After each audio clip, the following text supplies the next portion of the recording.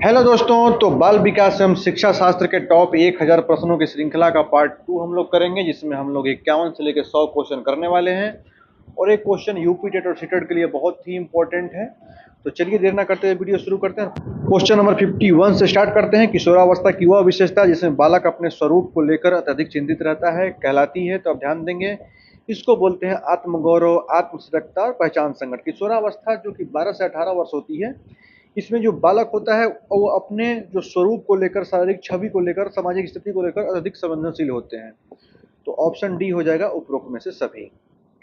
Question number 52 है, Harvard gardener के अनुसार संगीतज्ञ में किस प्रकार की बुद्धि होती है। तो संगीतज्ञ में संगीतमय बुद्धि होती है। ऑप्शन बी हो जाएगा।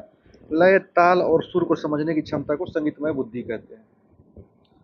नेक्स्ट हम देखते हैं क्वेश्चन नंबर 53 है, पियाजे के अनुसार संज्ञानात्मक विकास की किस अवस्था में बालक सिंबल्स का उपयोग करने लगता है। तो पूर्व संक्रियात्मक 2 से 7 वर्ष जो होता है, इसमें जो बालक होता है शब्दों और चित्रों के माध्यम से वस्तुओं का प्रतिनिधित्व करता है। जिसमें देखिए, अब इसके बारे में थोड़ा बताता हूँ। जो संवेदीगामक होता है 0 से 2 साल होता है। पूर्व संक्रियात्मक जो होता है वो 2 से 7 साल होता है। ठीक है। उसके बाद आप देखेंगे कि मूर्त और औपचारिक। तो मूर्त संक्रियात्मक 7 से 11 और ये जो औपचारिक है ये 11 प्लस होता है। तो ये 4 अवस्थाएं हैं, इसको भी आपको ध्यान रखना है। आगे हम लोग बढ़ते हैं। क्वेश्चन नंबर 51 है, अधिगम के सामाजिक संज्ञानात्मक सिद्धांत के जनक कौन है। तो अल्बर्ट बंडूरा है। बंडूरा ने अवलोकनात्मक अधिगम मॉडलिंग पर अधिक बल दिया था। तो ऑप्शन बी हो जाएगा। नेक्स्ट है क्वेश्चन नंबर 55 है, ब्रेन स्टॉर्मिंग, इसको मस्तिष्क उद्दीरण बोलते हैं। इस विधि का उपयोग करके किसके विकास के लिए किया जाता है। तो इसके विकास जो किया जाता है वो क्रिएटिविटी यानी सृजनात्मकता जो बोलते हैं हिंदी में। यह विधि नए और मौलिक विचारों को उत्पन्न करने के लिए की जाती है। तो सृजनात्मकता की विकास के लिए ब्रेनस्टॉर्मिंग विधि का हम लोग उपयोग करते हैं। ठीक है। क्वेश्चन नंबर 56 है, व्यक्तित्व का सामाजिक अधिगम सिद्धांत किसने दिया। तो बंडूरा और वाल्टर ने दिया था। ये बहुत इंपॉर्टेंट है, कई बार रिपीट कर चुका है। क्वेश्चन नंबर 57 है, एक समावेशी कक्षा में व्यक्तिगत शिक्षा योजना आईईपी का क्या महत्व है। तो इसमें इसे सक्रिय रूप से तैयार करना चाहिए। बच्चे जो होते हैं, प्रत्येक बच्चे को विशिष्ट आवश्यकताओं के अनुसार योजना बनाना अनिवार्य होता है। क्वेश्चन नंबर 58 है, सतत एवं व्यापक मूल्यांकन सीसी में व्यापक का क्या अर्थ है। तो आप ध्यान देंगे कि व्यापक अर्थ होता है शैक्षिक और सशैक्षिक दोनों। ठीक है। यह बच्चे के सर्वांगीण विकास का मूल्यांकन करता है। क्वेश्चन नंबर 59 है, जब एक बच्चा फेल होता है तो इससे तात्पर्य क्या है। तो ऑप्शन ध्यान देंगे, व्यवस्था फेल हुई है, बच्चा फेल नहीं हुआ है। क्योंकि बाल केंद्रित शिक्षा में बच्चों में असफलता स्कूल और पद्धति को असफलता मानी जाती है, बच्चों को फेल नहीं माना जाता। 60 नंबर है, अधिगम की प्रक्रिया में अभिप्रेरणा का क्या कार्य है। तो ध्यान देखेंगे, नए सीखने वालों में रुचि पैदा करना, यही मोटिवेशन का कार्य है। क्वेश्चन नंबर 61 है, बुद्धि का तरल ठोस सिद्धांत किसने दिया था। ये बहुत इंपॉर्टेंट है, ध्यान देंगे, कैटल ने दिया था। ठीक है। रेमंड कैटल ने बुद्धि के इन 2 महत्वपूर्ण पक्षों को समझाया था, तरल और ठोस को। क्वेश्चन नंबर 62 है, शैशवावस्था में समाजीकरण की सबसे महत्वपूर्ण संस्था तो परिवार होता है। क्वेश्चन नंबर 63 है, लर्निंग विदाउट बर्डन यानी शिक्षा बिना बोझ के किस समिति की रिपोर्ट है। तो ध्यान देंगे, यशपाल समिति। ये बहुत इंपॉर्टेंट क्वेश्चन है। 1993 में यशपाल समिति ने बस्ते को बोझ कम करने की सिफारिश की थी। 64 नंबर है, बालकों में चिंतन की प्रक्रिया शुरू होती है। तो 2 से 3 वर्ष की आयु में चिंतन की प्रक्रिया शुरू होती है। ऑप्शन जो हो जाएगा वो बी हो जाएगा। ठीक है। पियाजे के अनुसार पूर्व संख्यात्मक अवस्था में विचार बनने शुरू हो जाते हैं। क्वेश्चन नंबर 65 पे, डिलीवरिंग लेक्चर यानी व्याख्यान देना शिक्षण की कौन सी विधि है। ये जो है शिक्षण केंद्रित विधि है। जब व्याख्या करता है तो टीचर व्याख्या करता है, छात्र केवल निष्क्रिय होकर सुनता है। ठीक है। 66 नंबर है, सृजनात्मक बालक में निम्न में से कौन सा गुण नहीं पाया जाता। तो आप ध्यान देंगे, सीमित सोच का गुण नहीं पाया जाता। क्योंकि जो सृजनात्मक बालक होते हैं, जो क्रिएटिव बालक होते हैं, उनमें डाइवर्जेंट थिंकिंग होती है, व्यापक होती है, मतलब कई प्रकार की थिंकिंग होती है, कई तरीके से क्वेश्चन सॉल्व करने की कोशिश करते हैं। नेक्स्ट है क्वेश्चन नंबर 67, अधिगम का नियम किसने दिया। तो थॉर्नडाइक ने दिया था। थॉर्नडाइक ने तत्परता, अभ्यास और प्रभाव के 3 नियम दिए थे। 68 नंबर है, एक शिक्षक को अपने छात्रों की क्षमताओं को समझने का प्रयास करना चाहिए। ये किस क्षेत्र से संबंधित है। ये शिक्षा मनोविज्ञान से संबंधित है। शिक्षा मनोविज्ञान जो है वो शिक्षक के व्यवहार को समझने में मदद करता है। तो इसको आप ध्यान रखेंगे। 69 नंबर है, जीन पियाजे के अनुसार जो अनुकूलन है, एडेप्टेशन, ये किसमें शामिल है। तो ये आत्मसातीकरण और समाविष्टीकरण दोनों में शामिल है। तो ए और बी दोनों हो जाएगा। ठीक है। नई जानकारी लेना और पुरानी में भी सुधार करना, ये दोनों अनुकूलन में आता है। क्वेश्चन नंबर 70 है, कोहलबर्ग के नैतिक विकास के किस स्तर पर सामाजिक व्यवस्था बनाए रखने पर जोर दिया गया है। तो कानून और व्यवस्था को मानना इस स्तर की विशेषता है। तो ऑप्शन सी हो जाएगा, स्तर 4।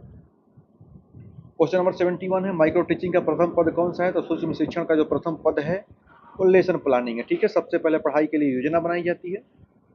72 है डिस्कैल्कुलिया का उपचार क्या है, तो इसका जो उपचार होता है वो विशेष अभ्यास और दृश्य साधनों का उपयोग करके इसको सुधारा जा सकता है।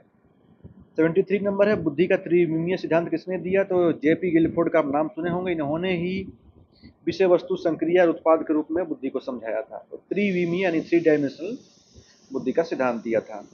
क्वेश्चन नंबर 74 है बाल्यावस्था में बालक का सुझाव मुख्य रूप से होता है तो दोस्तों और समूह की ओर होता है बाल्यावस्था में। इसे टोली की अवस्था जिसको गैंग एज भी कहा जाता है कई बार रिपीट किया है क्वेश्चन यूपी। 75 नंबर क्वेश्चन है सीखने का क्लासिकल अनुबंधन यानी क्लासिकल कंडीशनिंग किसने दिया, तो ध्यान रखेंगे पावलो ने दिया था। पावलो ने उद्दीपक और क्रिया के बीच संबंधों को खुद के पर प्रयोग करके समझाया था।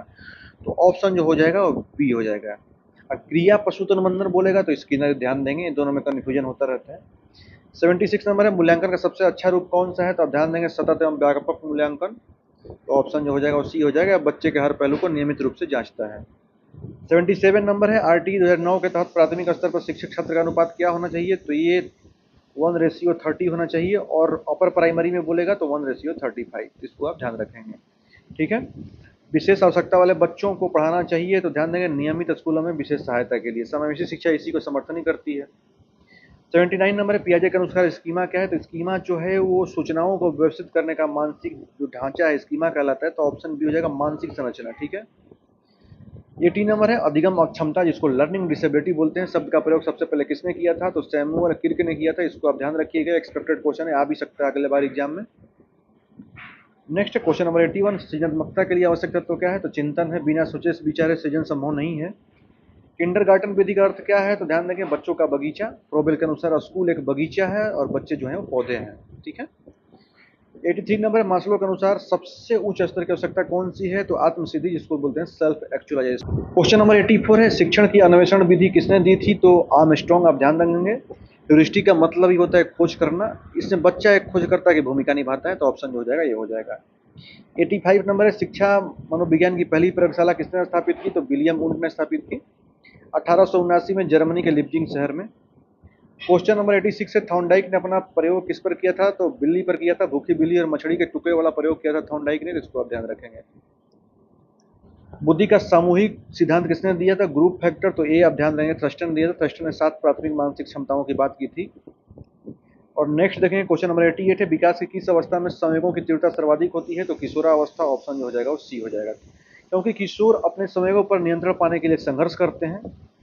आप ध्यान रखें। क्वेश्चन नंबर 89 है सक्रिय अनुबंधन एक्टिव कंडीशनिंग में किस पर बल दिया जाता है, तो इसमें पुनर्बलन पर बल दिया जाता है जिसको रेनफोर्समेंट बोलते हैं। इसमें पुरस्कार और सकारात्मक फीडबैक सीखने को बढ़ाता है।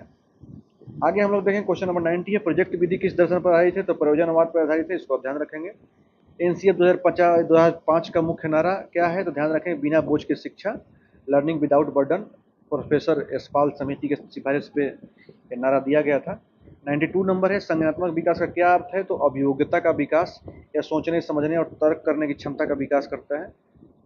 नेक्स्ट हम लोग देखें क्वेश्चन नंबर 93 है अधिगम के किस सिद्धांत को आरएस थ्योरी भी कहा जाता है, तो स्किनर की जो थ्योरी है अनुक्रिया जो पहले होती है उसी को बोलते हैं। तो ऑप्शन बी हो जाएगा क्रिया प्रसूत अनुबंधन। 94 नंबर है एक अध्यापक के लिए सबसे महत्वपूर्ण क्या है, तो छात्रों की कठिनाइयों को दूर करना, आपको पता होना चाहिए। 95 नंबर है बच्चों में अहंकार की भावना किस अवस्था में प्रबल होती है, तो ध्यान देंगे किशोरावस्था में, ठीक है। किशोरावस्था में स्व की पहचान और अहंकार अधिक होता है। 96 नंबर है खेल विधि के दोषों में से एक है, तो यह खर्चीली और समय लेने वाली विधि है। 97 नंबर है बुद्धि लब्धि 140 से अधिक वाले बालकों को क्या कहा जाता है, तो प्रतिभाशाली गॉड गिफ्टेड बोला जाता है। टर्मन के अनुसार 140 प्लस वाले बालक अति प्रतिभाशाली होते हैं। 98 नंबर है स्मृति की वह प्रक्रिया जिसमें जानकारी को मस्तिष्क में जमा किया जाता है, तो इसको बोलते हैं स्टोरेज भंडारण। ये जानकारी को सुरक्षित रखने का चरण है। 99 नंबर है शिक्षण अधिगम की सबसे प्रभावी विधि कौन सी है, तो क्रियात्मक विधि है। यह करके सीखने से ज्ञान अस्थायी होता है। और पार्ट 2 का आज लास्ट क्वेश्चन है क्वेश्चन नंबर 100 व्यक्तित्व का अंतर्मुखी और बहिर्मुखी जिसको बोलते हैं इंट्रोवर्ट और एक्सट्रोवर्ट का वर्गीकरण किसने किया, तो यूंग ने किया था। कार्ल यूंग ने सामाजिक व्यवहार के आधार पर यह भेद दिया था। तो वीडियो अगर अच्छा लगा हो तो लाइक जरूर करिएगा, ठीक है। बाकी मिलते हैं नेक्स्ट वीडियो में अगले पार्ट में। जय हिंद।